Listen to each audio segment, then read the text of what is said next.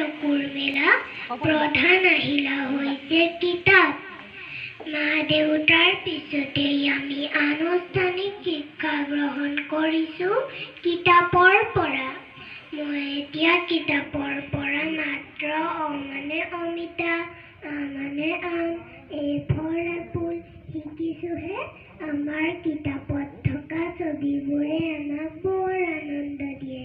মোৰ ওচৰত এখন সাধু কিতাপো আছে। দেউতাই মোক গধূলি সদায় সাধু পঢ়ি শুনায়। মা দেউতাই কৈছে ডাঙৰ হ'লে মই বিভিন্ন বিষয়ৰ কিতাপ পঢ়িব লাগিব। কিতাপে মানুহৰ জীৱনটো নানা ৰঙেৰে ৰঙীন কৰি সজাই তুলিব পাৰে।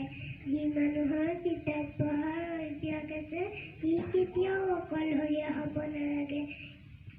কিতাপৰ যোগেদি আমি মহান ব্যক্তিসকলৰ মহৎ চিন্তাবোৰ লাভ কৰি আমি আমাৰ জীৱনটো সৎপথত আগুৱাই নিব পাৰোঁ। আজিকালি কিতাপতকৈ মোবাইল আৰু কম্পিউটাৰ ব্যৱহাৰ বেছি হ'বলৈ ধৰিছে। কিন্তু কিতাপ এখন পঢ়িলে আমি আমাৰ কল্পনা শক্তি, ভাবাৰ শক্তি বৃদ্ধি কৰিব পাৰোঁ। কিতাপ এখন পঢ়িলে আমি শব্দৰ গাঁথনি, বাক্য অৰ্থ আৰু অনুভৱৰ আনন্দ প্ৰত্যক্ষভাৱে লাভ কৰিব পাৰোঁ। সেইবাবে আমি সকলোৱে কিতাপ পঢ়াৰ অভ্যাস কৰিব লাগে। ইয়াকে কৈ মোৰ বক্তৃতা সামৰণি মাৰিছোঁ। ধন্যবাদ।